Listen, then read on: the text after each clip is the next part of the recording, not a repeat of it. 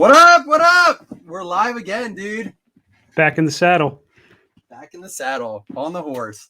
It feels good to be back. I got to tell you, for those that don't regularly watch the show and don't know Mike and myself as much as some, it's hard to believe, but this is not our full-time jobs, podcasting. And if it was, we'd probably be bankrupt and or divorced by now.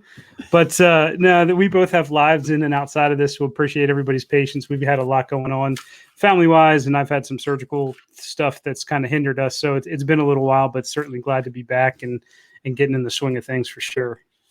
Well, they say to be effective at anything, you have to move with passion, purpose, and urgency. We have passion, we have purpose. The urgency hasn't really been there for us. But I mean, you've been dealing with another shoulder surgery. Chris just getting done. What is that? Your third or fourth one on your shoulder? Oh, 7. Oh, I was close. I'm on the under. Yeah, they all kind of run into each other at this point, so it is what it is. But we're back in the saddle. Well, we want to let you guys know is that sometimes we do a recorded episode. My favorite is live because you guys get the opportunity to engage. So if you want over, if you're watching on Facebook, if you're watching on YouTube, if you're on Facebook, give permission so that we can see who you are, because what we can do during that time is we can actually show your questions, your comments, your concerns, anything you have to say, your insults, you can hurl those our way too. But right now it says Facebook user. So good morning, Facebook user. If you get an opportunity to say who you are, it helps us out a lot to engage with you. So take a minute, give permission on Facebook if you can do that. If you're on YouTube, make sure you're logged in. But yeah, we'd love to engage. We got a whole bunch on the docket today, Chris. What are we going to talk about today? We're covering everything coming on. Obviously, it's hard to believe the midway point of the NFL season. Like, it feels like it just begun in my eyes. We are halfway there. So we're gonna dive pretty heavy into what's going on in the NFL from a player perspective, teams perspective, cards perspective. Obviously, the NBA is moving right along. We're in the games have started there. So some teams are starting to emerge and some players from that perspective. World Series just finished up. So for those baseball fans, I think a lot of the baseball world kind of rejoiced when the Astros lost. So unless you're a homer from the beginning, no one likes to cheat. So, the fact that they lost and the Atlanta Braves won, good for them. So we'll get into a little bit of that. But obviously, the biggest thing for us that's near and dear to our hearts is the NFL and what's going on. So we are coming into week 9. And I think there's some teams that are a bit of a surprise, both in what they've been able to do and some of those that what they've not been able to do. So halfway through, Mike, what are your biggest takeaways right now from the NFL? I mean, there's never been a larger amount of parity in the NFL in the recent history that I've seen as I have this year. I don't know if that's a good or a bad thing. For the card market, I think it's bad because in years past, there's been Lamar in 19 going for his MVP. Mahomes, being this outstanding superstar stud. Last year, there was a bunch of people competing for MVP. This year, it's kind of like everyone's middle of the pack. We have no undefeated teams. We had a couple undefeated teams going into this point last year. We have none left. And, it's crazy because some of those teams are losing to bad teams. I mean, I saw a thing the other day where it tracked down where, we always do this. Well, this team beat this team and this team beat this team and this beat. There was an argument the other day that the Jets could arguably be the best team in the league right now, beating the Titans and the Bengals, right? The best team in the AFC. You know what I mean? Like that's the two teams the Jets have beat this year is the Titans and the Bengals, arguably 2 of the top 3 or 4 teams in the AFC right now. Yeah, it's crazy. If you look at just conference rankings right now, halfway through the season, and if we go, conference by conference, if you look at in the AFC, number 1, you've got Tennessee Titans sitting at 6-2. Then the Las Vegas Raiders, Ravens, Bills, Bengals, Steelers, Chargers, kind of rounding out the top there. So when you look at that, I'd look at, all right, you got Tennessee at 6-2, great. However, Derrick Henry potentially out for the season. Earliest they're picking that he may come back would be playoffs. So that, as well as I do, that is their bell cow come the latter part of the year. So their last, 4 or 5 game stretch, they rely on him heavily. So will we see them be able to hold on to the top spot there? I don't think it's going to happen. You look at a team. I heard something interesting yesterday that this is coming from a doctor and a person who studies these injuries for the surgery he had. And they said he's dealt with it more in basketball than he has in football. It's an odd injury for a running back to have. They said you don't normally see this. Again, he was on pace for a record-setting 420 plus carries No one's ever had that in a season. He had 397 last year. It's just overuse. It's all that there is to it. He's a superhuman, but I mean, nobody can avoid injury if you're carrying him that many times. The thing was, they said that an NBA player misses an average of 45 games, which is a 5 to 6 month window, meaning that if he had, this was before the surgery, I was listening to this on a podcast, if he has a surgery, there's zero chance that he plays again this year. And I know the Titans are being optimistic and they want to see how quickly he recovers. He's still a younger guy, rookie in 2016. He's obviously a super freak. So we've seen it before, players come back, but I would say there's zero chance that Derrick Henry plays this year. Not to mention the Titans schedule is not the easiest moving forward. They were very lucky to sneak out the win against the Colts, which I think if the Colts win that, the whole AFC landscape changes it in a big way. Titans get that win there, but now they have Rams, New Orleans, Houston, New England, and a bye. And then they have a little bit easy to the end of the schedule with Jacksonville, Pittsburgh, San Fran, Miami, and Houston. The key is how many wins can they sneak out going into their bye? Well, and if you look at those first 4 games you talked about, I mean, there's potential 3 losses there. New England's coming in their own. They're starting to play well. Rams obviously are one of the top teams in the NFL, and the Saints proved that they can beat anybody on any given Sunday. So it's going to be interesting to see what happens there. Then you've got the Las Vegas Raiders. They're sitting there at 5-2. But obviously you've got concerns. Head coach is out. You've got that whole scandal and debacle that went on there. Latest, obviously, with Henry Ruggs, just an absolutely horrible incident there. And even if losing someone like Ruggs as a player, let's say it was an injury and not the unfortunate circumstances he was in, the circumstance around how it happened, that's got to weigh heavy on a team. I mean, that just in itself carries, some kind of black cloud. And so you wonder how they're going to be able to respond and come out of that and be able to maintain, especially in the conference that they're in. Well, I would say that if you're going to have any quarterback at the helm of a team that's dealing with all the things between the Gruden situation, the Ruggs situation, there's no better one than Derek Carr. And I don't mean from a talent perspective, but he's a very outspoken, God-fearing person. He's probably the most positive person you're going to see at that position as far as dealing with these types of situations. He relies on his faith to get him through these moments.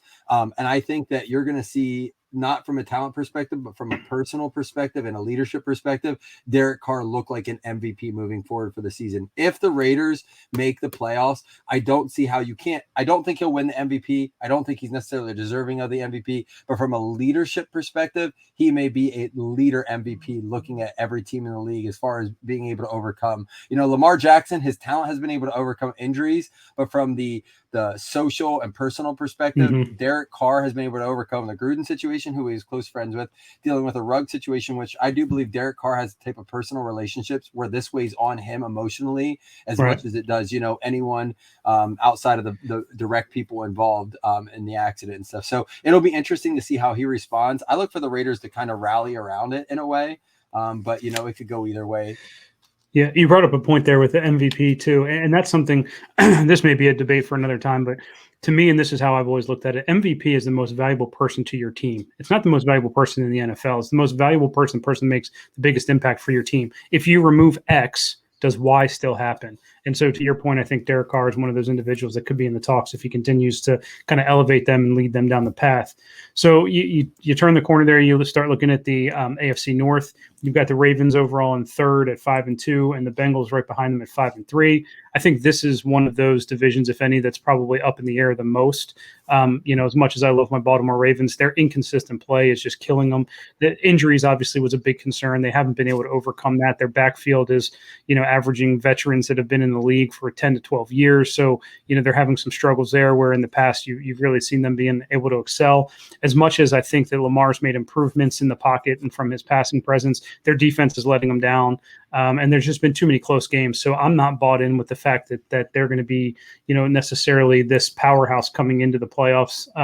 They do have a chance to win their next 3 games. So their schedule's a little light, but then they get into conference play and that's where things tighten up. They still have Green Bay on their schedule. They still have the Rams on their schedule. So that's going to be an interesting kind of dynamic to watch. And then Cincinnati, of course, you've got Burrow who's playing and with Jamar Chase at next level. There, so his comeback is strong and potential comeback player of the year. So AFC North, I think, is still wide open. Yeah, so here's what we're looking at as far as who's in the playoffs, and let's do a little like a drill activity here. So here's who your division leaders are getting into the playoffs, and getting the bye would be the Titans currently. We know that's probably most likely going to change with Henry out, even though they signed Grandpa Peterson.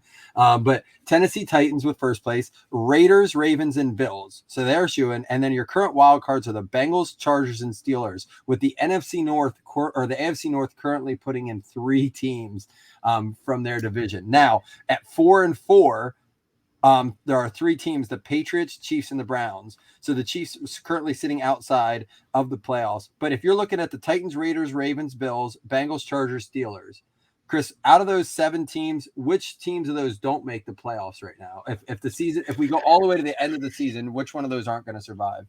All right, so I think Steelers are going to be out as a wild card. I don't think they're going to have the steam to win the division. If you've watched Ben play, I mean, shaky at best from the quarterback perspective. He's been able to manage games, but it's not the fear-imposing Steelers that we're used to seeing. Their defense is going to have to carry them. I just don't see it happening when you've got teams like, if you look at the AFC West right now, you've got the Raiders. They may have a chance to hang on. The Chargers still haven't been playing their best football. And Kansas City Chiefs, I don't care who you are, you can never write them off. You look at this week going into Green Bay, and there's a potential for a loss on the schedule. Then you've got Aaron Rodgers going to be out for the game. That elevates Kansas City's opportunity to come away with a W there. So I don't think we've seen the end of them, especially when they get into conference play.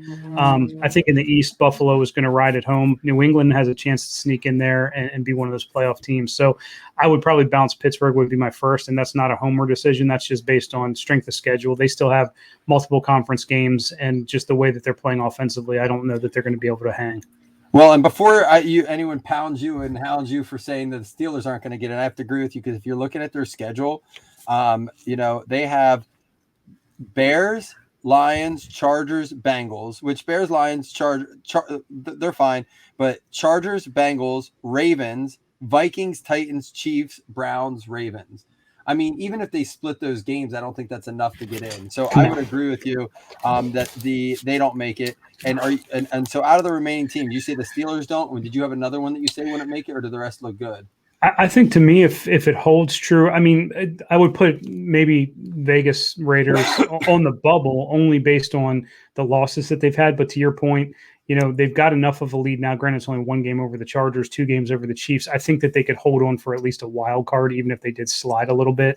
So, the one concern I have there is 3 teams from the AFC North I just don't see getting in. I think it's going to be a little bit more evenly spread out with maybe 2 teams per conference. So we look at about 2 teams, and we'll get into the NFC here in a minute, but I want to just close this AFC conversation with this up. There are about 5 teams, I would say, that are in the mix. I mean, from the Jets on, we're going to eliminate Jets, Jags, Texans, Dolphins, eliminated. So look at these 5 teams. Which one of these 5 teams or multiple teams sneak into the playoffs? Patriots, Chiefs, Browns, Broncos, Colts.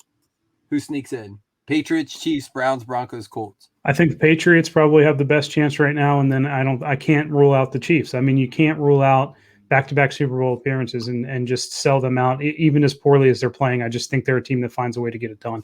I would agree with you there, and I would agree that the Patriots have a chance. I would say the only other conversation to have out of those teams, and again, you never know with this North here. The Browns, who knows? With Beckham's situation, I'm marking them off as well. I just think there's too much turmoil in that locker room. Mayfield's not performing well enough. It's sad because even with probably the best 3 running backs combo in the league between Chubb, Hunt, and now Dearness Johnson, who's running like a first stringer.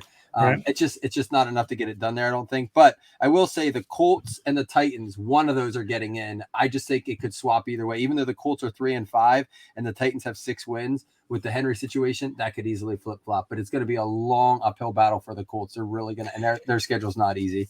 Yeah, that's the problem. Wentz has done enough to keep them in it. They just don't have the finish killer mentality. Whereas like a team like Baltimore inevitably right now could be 2-5 just as easy as they're 5-2. I mean, they have squeaked by some wins, but I think that's the difference. Their locker room and the way that they approach games and their team mentality is what separates them. And so I think when you start getting into cold weather games and you start getting into conference games, it's a mentality thing. And I just don't know if Wentz has that long term there with Indianapolis as opposed to some of these other teams.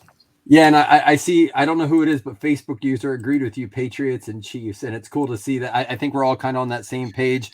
And I would say that we're going to look back to that Chiefs or the the Colts Titans game that just happened this week, that was a nail biter until the very end.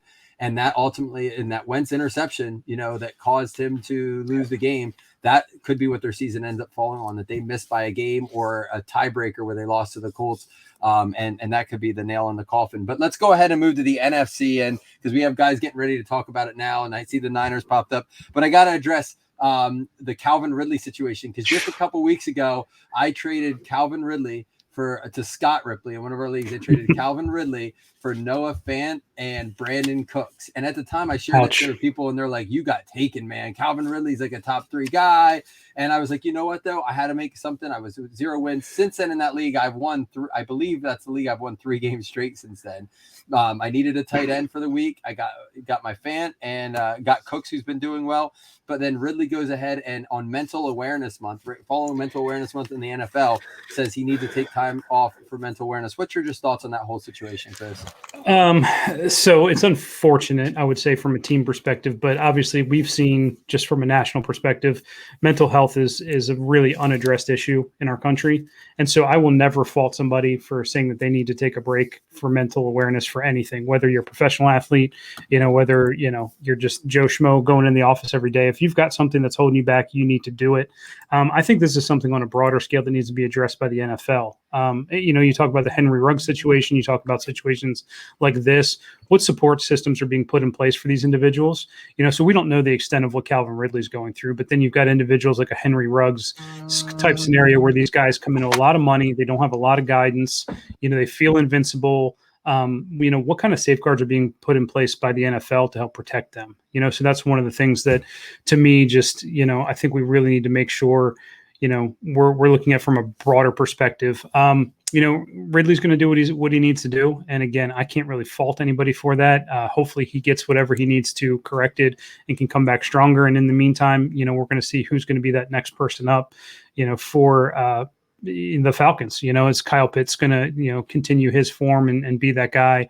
They're going to have to turn to the running game a little bit more. I mean, there's been some inconsistencies there, so we'll see how it shakes out. But again, no fault to Calvin Ridley whatsoever. I mean, it's easy for us to get upset about fantasy football and, losing and things, but they're dealing with real life, and, money doesn't fix everything. And so I think you see that with a lot of these people.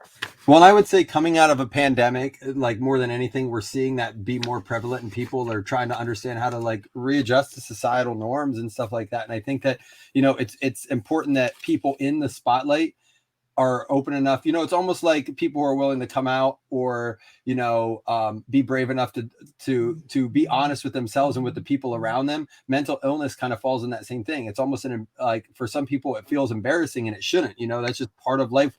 People deal with it in different ways, and having a support network to support you and realize what you're going through and understand that it's normal for a lot of people, that there's nothing wrong with that. I think that's important. My only fear is that situations like the Ben Simmons situation, and again, I imagine that he could be going through some mental problems there with what he dealt with following the finals last year and what he dealt with from the fan base. But I'm afraid there are some people that are going to use it as a crutch to get out of contracts, to stay at home when they're dealing with.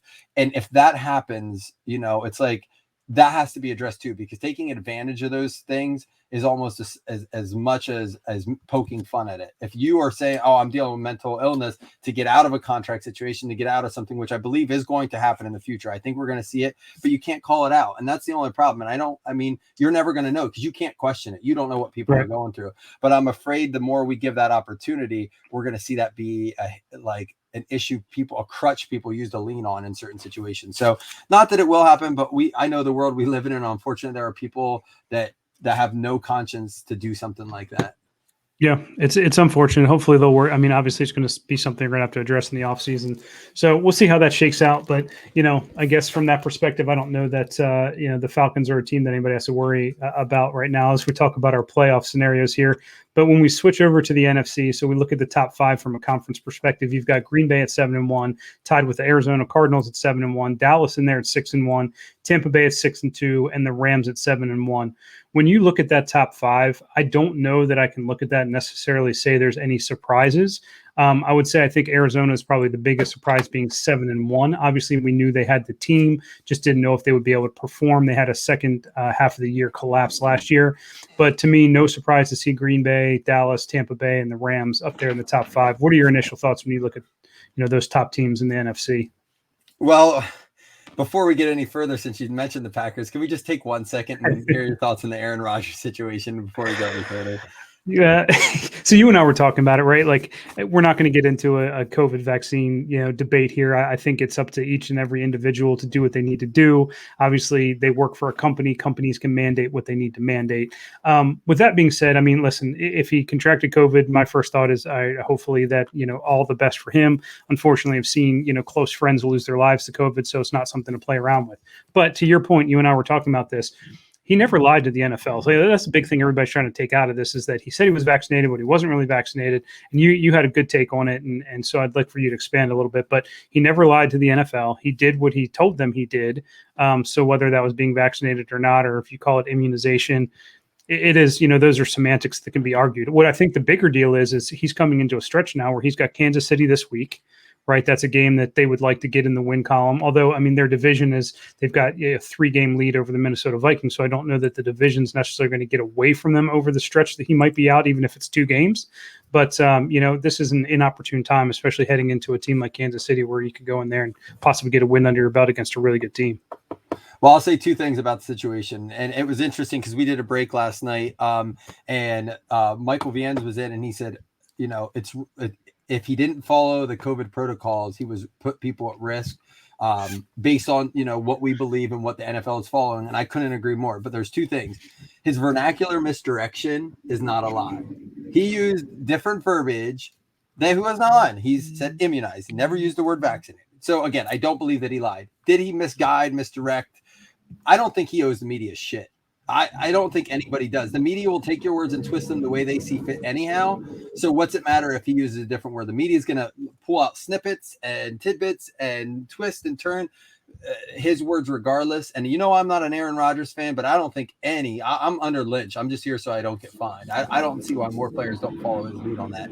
But I will also say that if I read an article today that the NFL is investigating, and they will review tape from the practice facilities, from the games. If he was not following those protocols, at best he gets fined. At worst, they can suspend him if they were egregious and intentional. And then the league could also enforce deeper penalties on the team itself. I don't know. They said they're not opposed to taking away draft picks. They said this at the beginning of the year if teams don't. So this could have but my understanding is what I had read from a couple people close to the situation was that he was getting tested for COVID every day. He was wearing masks in the meeting. He was separating himself. The team knew, the NFL knew, his teammates knew that he was not vaccinated. It just wasn't widely known to the media. How they didn't notice that along the way, that he was getting tested every day, when there's now that the media is more present at practices and stuff, I don't know. But either way, that is a situation I think to monitor closely, because let's just say hypothetically he gets like a 3-game suspension. Then you start to say, hey, can the Vikings kind of come in there and sneak in? Because Jordan Love, this is not a situation where they have a mediocre backup. Jordan Love, by all accounts, is not ready to play in the NFL. They brought in Blake Bortles, for God's sakes. What does that say about Jordan Love? Yeah, I'd say 2 things. I think the big thing to your point there, you can prove the vaccinations. That's pretty easy to prove. And that the fact that he's been, at least taking the COVID tests on a daily basis. I think where he may fall into a problem is they were saying that it has been noted that he's supposed to wear masks at all times at practices, when not on the field, on the sidelines. And that has not been happening. So that might be to your point where they go back and look at the videos and there's some repercussions there. I would say this: if you are Jordan Love and you're coming in, as daunting as Kansas City's offense on paper might look, their defense is equally as bad on the other side. So coming in and having to play Kansas City's defense, at least you're coming into a game where you've got a chance to use the weapons around you and hopefully, pull a win out. It's not like they're coming into a really, stout defense that's going to put a ton of pressure on them. I think Kansas City's going to try, but Kansas City is they're not where they need to be defensively. So a decent game, I guess, for him to come in and try to get his feet wet, but he's certainly not Aaron Rodgers. And at this point in his career, throwing him in the middle of the season, it's going to be interesting to see how he comes back. Can he be a Mike White and throw for 400 yards and 4 touchdowns, or is he going to fall on his face? It's going to be a really interesting game this week. Yeah, so let's we'll go over these quick to get back to the standings. Like you said, it's the Packers, Cardinals, Cowboys, and Bucks on top of their division, with the Rams, Saints, and Panthers sitting behind. And then it gets a lot more sloppy in the NFC as it pertains to the teams right underneath. So looking at the Packers, Cardinals, Cowboys, Bucks, Rams, Saints, Panthers, which one of those teams don't make it to the playoffs at the end of the year? I don't see the Panthers getting there unless CMC comes back and takes some, takes over that team the way that he was when they started out 3-0. I think you got Tampa Bay and New Orleans definitely making it from the NFC South. I think you could have, San Francisco could sneak in there, or even I hate to say Seattle at 3-5, but if Russ comes back and can start to play a little bit better, they would have. I think they have a better chance than Carolina at this point getting in there. I think if you look at the NFC East, I mean the Cowboys to me are the only team right now that look like they're ready to go anywhere.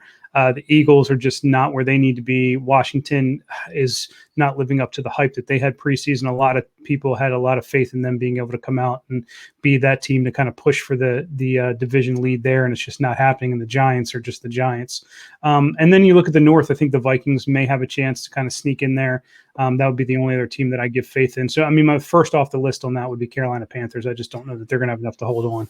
Yeah, and I'm looking at their schedule here moving forward. I mean, it's not the easiest schedule. I mean, they have and the way they're playing ball, every game's a game for them, outside of maybe the Texans. But they have the Patriots, the Cardinals, Washington, Dolphins, Falcons. But then they close the season with this schedule: Bills, Bucks, Saints, Bucks. Yeah, that's not a 4-game stretch you want. No, that's to end the season. That's 4 losses. Those teams are going to be fighting for top position, and the way as tight as that NFC is this year, all 4 of those teams, including the Bills, are going to be fighting for top of their conferences, top of their divisions for that bye. So, and then the only team I'd compare it to that might sneak in above them is the Seahawks and the Vikings. So I think it's going to be a Seahawks Vikings fight to get that 3rd wild card spot. I think the rest of those teams stand pretty much put where they're at. I mean, movement within, but I think those other 6 teams make the playoffs. Yeah, I think right now you look at the cutoff being kind of 10-7 is where you need to finish out to have a chance in those wild card spots. And so you look at some of these teams and, who, you've got the Bears already with 5 losses. So are they going to lose more than 3 games, finish out the year? Most likely the Lions already have their 8 losses. So when you look at the Panthers, they've got 4. The Falcons have 4. So with that schedule, like you said, I mean, Panthers could lose the last 4 games of the season, and that could be the nail in the coffin for them.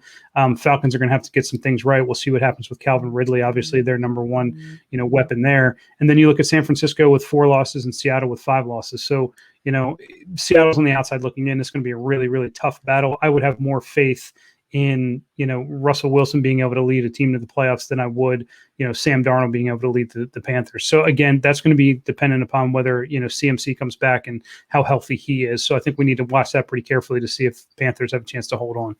Yeah, and I would say we can't necessarily count out San Fran, even though their schedule is pretty tough too. If they can get Kittle back, if Garoppolo can get in the zone here, I mean, Seattle has as strong of a team, if not stronger, I think, than Seattle. So to say Seattle has a chance and not San Fran. So we'll ask you guys, go ahead, type in the comments. Who do you guys see making that final playoff spot if the other 6 teams stick, which I think we're going to see the Packers, Cardinals, Cowboys, Bucks, Rams, and Saints get in there? Who do you guys see? The Panthers, the Vikings, the Niners, or the Hawks? If they're your 4 option, who grabs that last playoff spot? Vikings, Niners, Seahawks, or the Panthers? I'm sorry, the Panthers there. Which one of those makes it? All right. Well, hey, let's do something real quick because we talked enough about that. Let's switch over to cards for a minute here, Chris. And we talked about Jordan Love playing this week.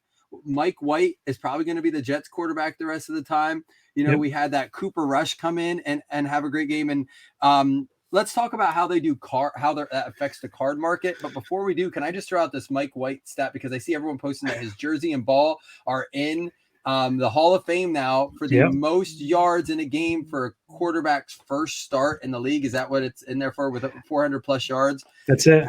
I heard an interesting stat though. Last week, throwing for the most yards, most ever as a rookie on their first start, or not a rookie, most ever from a first start as he's not a rookie. But the thing was, he had the lowest yards in air per throw out of any quarterback last week at 4.5 yards per throw. And it was funny because someone said that that's not typical of a young quarterback or a first start quarterback, because what these defenses will do is they'll kind of coax them into this dink and dunk, and they get bored doing that and they feel like they have to take a shot. So they'll take a long shot, and that's when they wait to make their move. That's when they'll get their pick. That's what they're waiting for. So it's just kind of like fishing. You got to be patient, Right. and then you hook them. He never did that. He was patient, he was disciplined, and he was focused, and that's how the Jets got that win. Does that speak to him maybe winning some teams over for a future job? So what I would think is, first of all, you got to look at it. So he's not a rookie. He was drafted by the Cowboys, so he's been in the league for a couple of years. So he's had a chance to kind of see it, although he doesn't have a lot of experience under center. But to me, what that is, it's a little bit of a veteran presence. So he's gotten the availability to watch a number of games live and in person and kind of absorb. Also, just great coaching, right? I mean, that's what you want to do. You want to come in, you want to get, the short passes, you want to involve your tight ends, you want to establish a running game, and then it opens up the opportunities. And I think he played it really well. I think it was a well-coached game, a well-called game for the Jets. And, I think there's an opportunity for him. I don't know if he's going to be a starting quarterback in the NFL anytime soon, but definitely, securing his backup role there. And, some of these teams that may be, looking for someone to come in as a solid backup towards the end of the season in case an injury should happen, they might want to keep their eye out for him. That's if the Jets are willing to let him go, because they may see some potential there if Zach Wilson isn't going to, kind of pan out the way they want it to. Well, and I see someone wrote, let's not invest in Mike White for real. Let's just back up a second, because everyone's like, well, you should invest in Herbert. Let's just do cost risk analysis here, kind of a little bit like, risk reward. Right. Herbert's cards are going for like a bajillion times the amount of a Mike White card. If you're doing it as an investment standpoint, then you're looking at a really low risk in Mike White, although they've went up right now a little bit, but he's going to play for the rest of the year. And I don't think people are fully sold on him. So let's just say you can get their comparative Prism rookies for what's a Herbert go for in a Prism rookie right now? Too much. $150 maybe for just a base around there, 150. What's a Mike White? $15, $20? If that, yeah. If that. Well, look, if he continues to win and the Jets make a little run here, even if he only wins 3 out of the next 4 games, that card's going to go up to $75, $80. If Herbert wins the next 3 or 4 games, maybe that goes up to $175, because we have to remember in Mike White's year, and this is something we forget to talk about in cards, they were not producing Prism in droves as they were in 2020 and 2021 with all these new guys.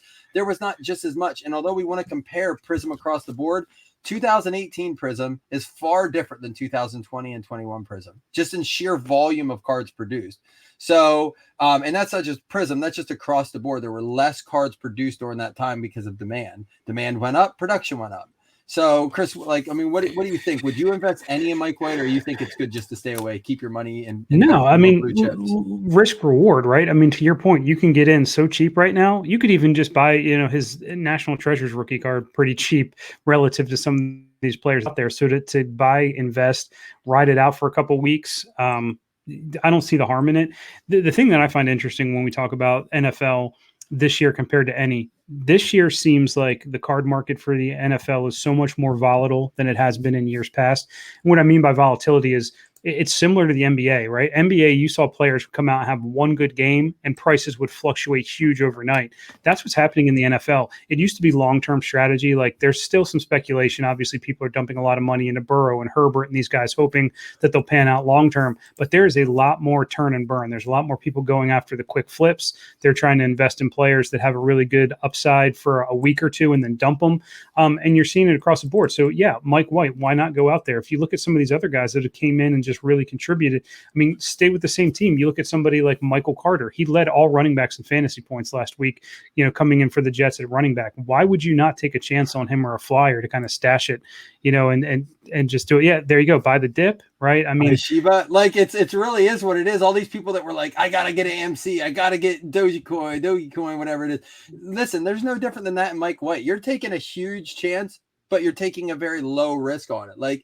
Is what's the ceiling on that? It's a lot higher than the floor is low, if that makes sense. Your floor on Mike White on a $15 card is probably $10 or $5. So you're going to lose what, $5 or $10? You buy a Herbert card for $150 to do bust his knees, you're down to 25, 30, but no one's going to buy it if he busts up his knee, he goes down for the season. You're a sitting duck. You know, even if you can sell it, you're going to get maybe half of what you paid for it, which is a $75 loss. Your risk on Mike White is a $10 loss. So I'm not saying go buy one or two, buy like 10 of them. You're in for that. You can buy 10 Mike Whites for the price of one Herbert. If he hits, and even if you only make $20 a pop on it, you're talking about a $200 profit. There's no way that Herbert card, no matter how, unless he wins the Super Bowl this year, you're going to, and even if he does, I don't think you're going to see that Herbert card go up to $350. You're never going to make $200 on that base Prism card. No, especially with the population runs that they have on, you know, certain products like Prism and like you and I talk about all the time. It's beating a dead horse. You know, graded base cards in Prism and Select and those things. It just, to me, that is just not a smart investment at all. You know, you've got to use your population reports when you start talking about these things and really looking at where there's opportunities to invest from that perspective. To me, it's all about numbered cards. It's all about getting parallels, short prints. You know, that's really where the investment comes into play. And to your point too, it's, you know, it's so cyclical. It's up and down. And so what's the harm in grabbing for the price of one Herbert, 10 Mike Whites, riding it out for, you know, 2 weeks and then, you know, doubling your money? Yeah, because Herbert and these players have gotten to a point where they peaked so high. I'm not saying Herbert's never going to go up. He's a phenomenal quarterback. But to your point, there's bumps, right? So he came out, he smashed all the rookie records. He was at the top of his game, so to speak. And now this year he's mediocre. He's playing average. And so the prices are either going to just fall flat or they're going to start to decrease a little bit. His next bumps come with a playoff win, an MVP season, a Super Bowl. So unless he gets one of those, they're never going to get back to justify those prices. Yeah, and I just think that's the thing right now in this fall. I told them to hurl insults at us, Chris. They got one. I guess my mama says to buy Mike White. So I agree. Right now, the market's pretty volatile right now, and we don't know what's going to happen. I mean, it's more now than ever. Where you used to be able to buy a card and usually at least get what you're paying for it. This year's been a little wacky coming out of the pandemic. We didn't get into this too much, but like what's going on generally in the card market, a lot of inflation between gas, groceries, people getting back to work, paying for childcare, clothes to get back to work. There's all these like economic things, and people want to say the card market's dead. I think there's just a lot of getting back to normal, and we're seeing that affect normalization in the market. But this is also historically a kind of a dead time of the year for football. It's like the end of baseball, the start of basketball, and the middle of the season for football. It's always been this like, and people are getting ready for Christmas, and it's always been this weird time. And we see it pick up here at the end of December and early January as football playoffs come on. But I'm just saying, like, don't spend too much right now. If you want to just still invest, now's the time to buy low on like a Mike White, in my opinion. And don't overinvest in these blue chips right now, because they still are going for top dollar, and they're being priced on their projections, not on their performance. Yep. So I would agree. Here, let's do a little exercise real quick. We'll just run through like the top three positions. We'll go quarterback, running back, wide receiver. If you look at performance so far through the first half of the year in 2021, and you look at the top performers, you tell me from an investment perspective and an affordability perspective who makes sense, right? All right. So if you look at quarterbacks, top quarterbacks, Tom Brady.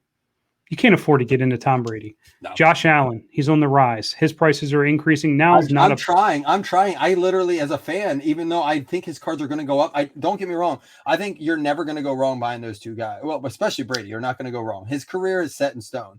So even if you're buying inserts, but I see what you're saying. But Josh Allen, even though I know he's going up, it's risky. If he breaks his knee, he's active. His career is far from set and being great for the rest of his career. Right. So then you look at number 3 and number 4 on that list. This is where your investment perspective comes into play. Matthew Stafford, Jalen Hurts. Those are guys, if you want to take a chance to invest in, they're number 3 and number 4 in the NFL through the first half of the year.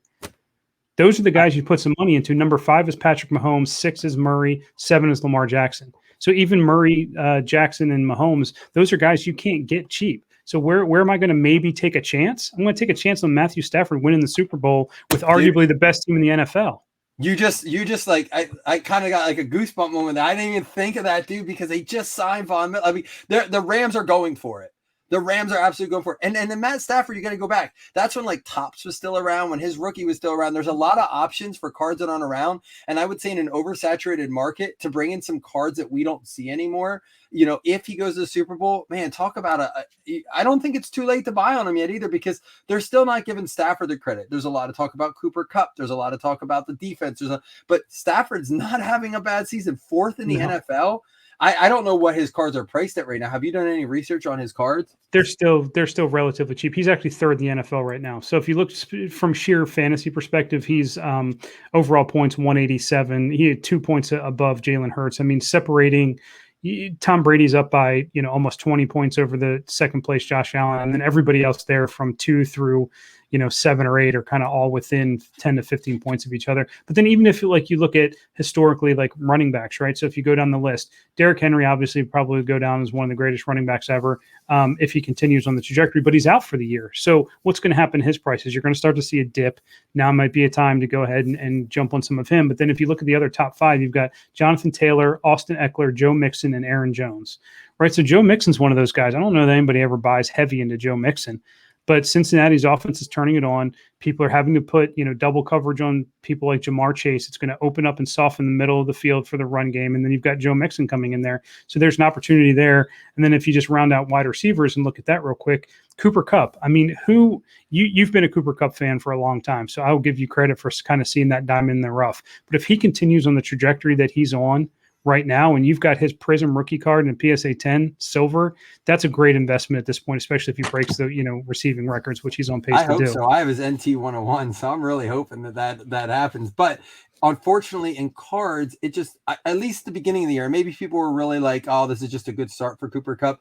I looked it up, and so I'm going to check here. I'm going to write a note here because we're going to talk about it next show, and I would like to have one before the games on Sunday. But I will say this. Cooper Kupp's cards, his select tie-dye out of 25 was going for like $50.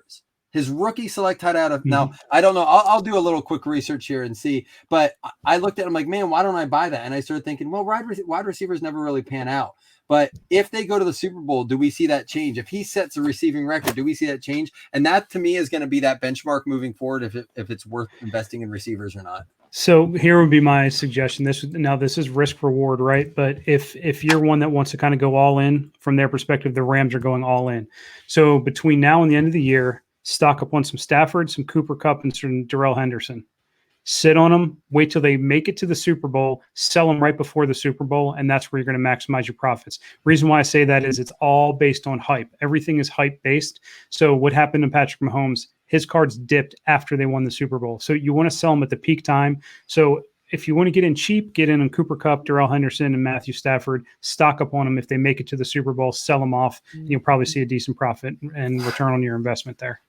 So the select 2017 select Cooper Kupp tie-dye Prism, 23 out of 25 PSA 10, sold for $312 on October 23rd.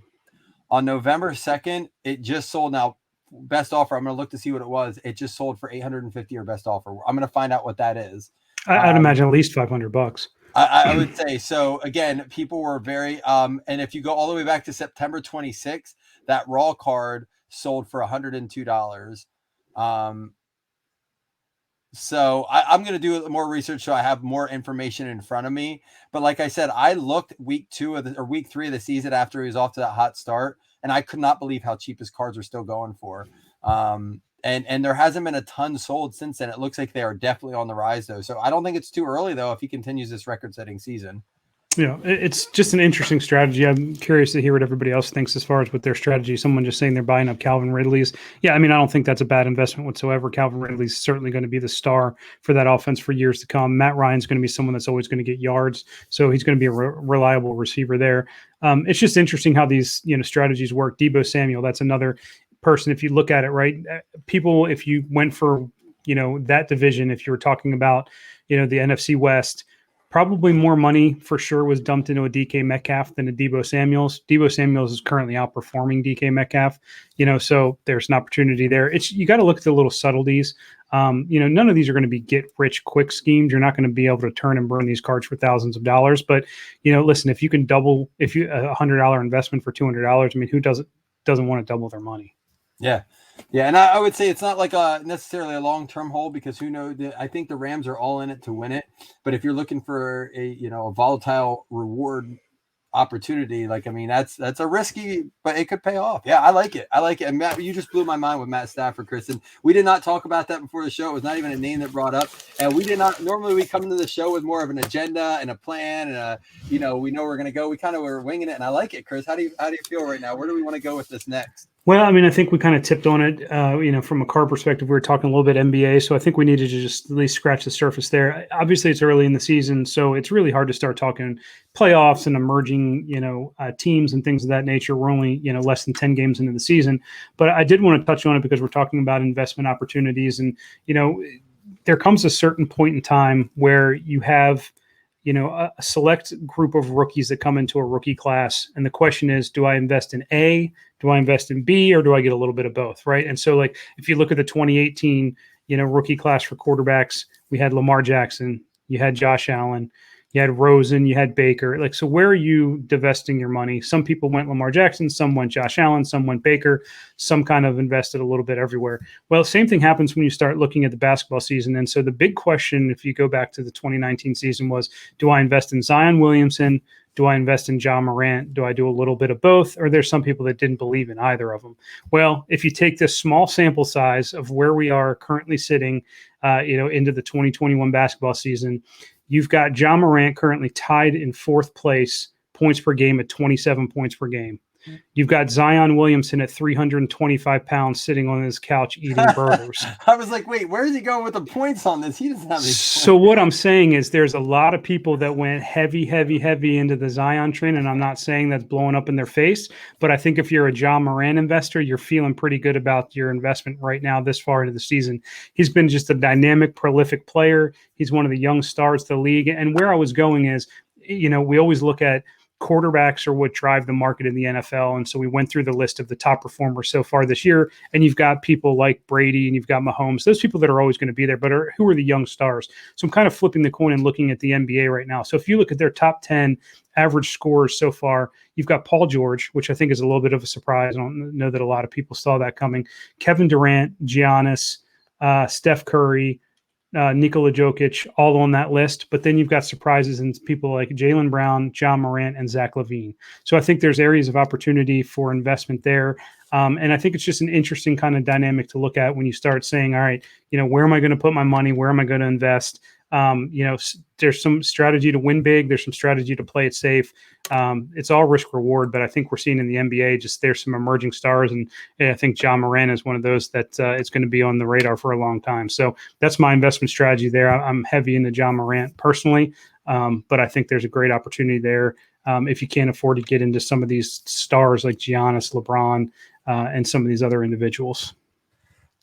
Yeah, and I want to touch base real quick. I'm going to do a little promo here. I'm going to give away a $5 credit for Blazin'. All you have to do is type your name like Jordan Poole just did because he had a question. But go ahead. We have 3 breaks up right now. Actually, one in we have a basketball, a 2021 mixer, and football, and we have a baseball mixer up that may be full for the day, but we're doing another one today. But type your name is all you have to do. And even if your name shows up, just type your names if you want to be entered for a $5 random. We'll do that at the end. But I will say it's funny. Everyone was collecting Zion, and that was the guy. He was the number 1 pick. And, even though Ja Morant won Rookie of the Year, he stayed healthy. He played well. He looks good. He looks like a basketball player as opposed to Zion, who looks like a super freak, a superhuman. But like Barkley said to Shaq this week, Zion looks like you and me had a baby this summer. And he does. Dude, Shaq was dying, dude. It was so funny to see the interaction because he's like, you're right. Like, he goes, they must make good food in New Orleans because he's been nothing but eating. I don't know how you lose. I know that he, works out hard, but he's dealing with injury. So he has to limit the amount of energy he can exert. How can he shed those? There's no way he can play it that way. He's going to injure himself even more. Like, what does he have to do to get back to basketball? Well, so Charles Barkley brought up the best point to it. He's like, you have a responsibility to take care of yourself on and off the court. And during the NBA season is not when you start getting in shape. You get in shape prior to the NBA season. So he's going to struggle, I think. I mean, we're still several weeks away from seeing him on the court. But we were already seeing injuries. We're already seeing weight issues. And those were the 2 big things people were talking about. Is his weight issues going to impact, how he performs on the court? So I think that's going to be interesting to see. Some people are chiming in. There are some players out there that people have listed. So Jordan Poole, again, is one of those guys. He's playing on the Warriors. You look at, Steph Curry gets all the attention on that team. He's averaging 16.4 points per game. He came out last night against Charlotte, scored 31 points. So he's one of those people, to keep an eye out for. Cole Anthony, in Orlando there. He's another player that's really been turning it on. So there's areas of opportunity there. So you got to do a little bit of homework, but I think what you have to do is peel back the layers. It's star players are going to be long-term investments. There's always going to be opportunities, but not everybody can go out and afford, a LeBron James rookie or a Steph Curry rookie. So who are those next tier players that you can do one of two things? You can invest now, you can quick flip them, and then you can take that quick flip money and invest in a long-term Hall of Fame player. So there's how you make money to afford those players, or you take the chance of invest now, hold the line, and wait and see where it pans out. And, for me so far with Ja Morant, that's what I did last year. I picked Ja over Zion, and so far it's working out in my favor. But again, we're one injury away from things changing completely. And basketball players are kind of like wide receivers to me in football. They take like 2 or 3 years to really get on the radar, even if they have good rookie seasons. Like a lot of these the card prices start to really pick up their second, third, fourth year in the season. Basketball players have longer careers, the good ones do. So it'll be interesting to see how the last 2 years pans out over the next course of the year or two. Yeah, it's a really long season, so we'll kind of see how things pan out from that perspective. NBA is just one of those things, we're getting into it. So we're going to be talking more NBA as, we start to produce more episodes and have more conversation and the season kind of drags along. We'd be remiss if we didn't at least mention the World Series. Obviously, it's no surprise that Mike and I, baseball is not our forte, never claimed for it to be. I'm just not a fan of cheating in sports. And so obviously there's some stigma with the Houston Astros. There's, trash can gate that's lingering out there. So, I think the Braves coming out and winning in dramatic fashion the way they did, they had to win at the end of the season several games to even make the playoffs and then come out and dominate the way they did. Good for Atlanta. They've got some young stars there. Ronald Acuna, he's one of the top guys in the league right now. Unfortunately, he was injured and not able to play. So from a card value perspective, winning the World Series doesn't help him. But what it does is just catapults Atlanta. If they weren't already one of the bandwagon teams, they're definitely in the eye of the public now as one of the top teams, along with the Yankees, that each year is going to probably see more televised games. Their players are going to be elevated. And so you're going to start to see some of those players like Ronald Acuna gain in value. So congratulations to Atlanta. I'm not hating the fact that, Houston lost. Altuve is one of those players that I just can't even stand looking at him on the screen. He just looks as good as he is. I'm not a fan. So glad to see that Atlanta was able to pull that off. And that's all the input I have on baseball, because I really don't know much more about it. I mean, I think it was a good consequence for the Astros fans to have to lose that at home, kind of suffer that loss. And unfortunate for Braves fans, they didn't get to enjoy it in Atlanta, because that last game was in Houston, correct? It was, yeah. Yeah. It would have been nice to see that. But I will say that it's crazy to think about Acuna not being present for that and that they still won. I mean, think about what that's going to look like moving forward. They have to be excited moving forward. I like how many lifelong Braves fans now. There used to be a ton of, when TBS broadcasted the games, at least we always saw the Braves around here. There's a lot of more Braves fans, it seemed. But then they stopped broadcasting Braves games, and I feel like a lot of people stopped really paying attention if you can't watch your team. Curious to see, like you said, if more networks pick it up, if they're on more, how many fans they pick up over the next few years. Are they going to, be kind of like the new America's baseball team, take over for a little bit? Yeah, it's going to be interesting. So baseball's on the radar. The other big thing, and I think, we're starting to see, now you wonder how much of it is like market manipulation or what things are going on, but there's some sports that are making, prime time. So Sports Card Investor recently, he does his top 5. He switched gears and actually had a UFC fighter in one of his top 5 investment opportunities right now. So UFC is getting a lot of play. There's a huge card coming up this Saturday. I would recommend. Listen, it's a leap to pay $50 or $60 for a pay-per-view. I understand it. Not everybody has it. This is one of those that has the potential of being a really, really good fight card. So if, there ever was one that you wanted to potentially dip your toe in the water and order, or at least go out and watch, I would say this is one. Just going to kind of run down the slate of fights that we have right now. Justin Gaethje is fighting Michael Chandler. That's going to be a really good lightweight bout between two just brawlers that like to just sit in there, go toe-to-toe, beat the crap out of each other. It's going to be really interesting to see how that plays out. There's a bantamweight fight between veteran Frankie Edgar and Marlon Vera. I think that's going to be a good fight there. And then you've got 2 championship fights on the docket. So Rose Namajunas, she's currently the women's strawweight title holder. She is defending her belt against Zhang Wei Li, who is the former champion. Rose Namajunas actually head kicked her, knocked her out to earn the belt there. And then in the second championship, it's Kamaru Usman, the Nigerian Nightmare, defending his welterweight belt against Colby Covington, who is a really outspoken voice for the UFC. He's kind of one of those Conor McGregor-esque type fighters. This is a rematch as well. The last fight, Colby Covington was actually fighting really well. The fight ended up being stopped. He broke his jaw. So these are going to be some really good fights, but it's really interesting to see some of these one-off sports kind of making it into the headlines, UFC getting some attention, and obviously WWE signing an exclusive with Panini now, so that's going to change the card market as well. Not sure if you have any thoughts on some of these outlier sports and the impact they can have on the card community. I mean, I just know with WWE and the new wrestling thing, there's a little bit of divide in that thing. We've seen a dip in some of the ratings for WWE. I hope that's not the case, as it looks like Panini's and Topps are both going to go to these off sports. Topps said they're not going.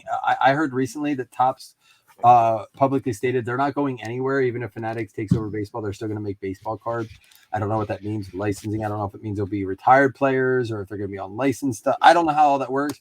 Top says they're not going anywhere. Panini looks like they're going to be focused on these all sport things like, WWE. They're going to try to get, I think, golf going in the Upper Deck, I think, has that now. They're going to get I think they're going to try to eat up all the other sports and kind of focus on that. So I don't know. We'll see going forward. It's nice. I'm excited. NASCAR Prism comes out this week. So that NASCAR's taking off. F1. All I know is Lewis Hamilton because that's all I ever hear, but apparently huge money in the F1 circuit as well. So, we're seeing some love across the industry, which is great. I'm looking forward to going to one of these big shows. I know we've got Nationals coming up next year, Atlantic City, which obviously I'll be there for, but hopefully you and I can get out to one of these Dallas shows or one of these other large shows. Chris, I'm going to do you an invite right here before I forget. I know we're on live, but on January 8th, I believe it is, if you want to come my way and stay over for a day or two, I'm doing a card show on the 8th, so you should come Sold. this way. I'm done. I'll get you the info on that. We'll go live and we'll do breaks there and stuff. It'll be fun. Yep, I'm on the books. Sounds good to me. Good stuff. Well, I mean, listen, for throwing something together last minute, it's been a couple of weeks. We had to knock the rust off a little bit, but I enjoyed it. We made it through an hour, which seems like it's been 15 minutes, so I guess that's a good thing. Yeah, and you know what we're going to do, guys? I'm going to go live Sunday morning. Chris, I know I don't know what your schedule looks like. If not Saturday night, but most likely Sunday morning after early service for me. I'm going to come at you with the games, a little bit of preview. I'm going to have a couple what I think are good bets this week, a couple fantasy tips. I know you guys know that I suck at that stuff, but I seem to be doing all right. At least everyone seems to think I do. My account says differently, but I will give you a few of the people. I've been listening to more podcasts on as far as betting goes and stuff like that. But no big bets, but I like to put in like little parlays and stuff like that. The Bears killed me last week. I'm done with the Bears. I'm done with the Lions. They've ruined too many of my parlays, but I want to get more into the NFL games this week. I don't do a lot of college, but Chris, if you want to come in and maybe recap college, and I know you watch a little bit more than I do, and we can do some NFL this week, and we're going to go live again. I think we're liking these live shows, Chris. I don't know how you feel. I'm a fan of them. Yeah, I definitely would give some input on some college. We got Ohio State fans with their panties in a bunch because the first round of the playoff seedings are out, and Ohio State is not a part of it, although Alabama with one loss is. So there's some disgruntled Ohio State fans. So certainly something we'll touch base on, and just look for us to be a little bit more consistent moving forward. I think it always takes that first show to kind of get back in the swing of things. So we'll get back on our regularly scheduled drops on Friday mornings, and then in between we're going to have some fun stuff as well. So I got to random off the credit before we go. I promised I would do that, and I didn't get any more names. I got 5 names: Randy, Coda, Mark Gray, Scott Ripley, Stas Dixon, and Hitman Hunter. So give me a minute. I'm going to share my screen here. We're going to random that up. I'm going to give away a $5 credit here. So Blazing Sportscast, you can use this on any of our Blazing Breaks pages. We have a bunch of stuff up, and we put more up today. So we do a min roll 5 on all of our randoms. If most of you obviously are familiar, that's a 3. If I missed you, I'll get you in on the next one, but I didn't see any other names since Jordan Poole's actually a player in the NBA, not a person. Scott Ripley, you got $5 credit. Miss you, Scotty. So Scott got himself $5 credit there. And we'll just, I'll do that every time we go live. I'm going to give away a $5 credit. You can use it on any of our pages. So thanks for coming in. Chris, thank you for your time. Yeah, so your Jordan Poole is going to be like me continually trying to put the Miami Dolphins in the wrong division. So they're putting them in the AFC South. Well, Ripley, good luck with the baby. See, I wondered if that's why maybe you've been quiet. I didn't know. I didn't see anything on your pages. I haven't seen anything, but good luck with that, man. We're keeping you in our mind. And Chris, take care of your shoulder. We'll be back this weekend, guys. Sounds good. Appreciate it, everybody.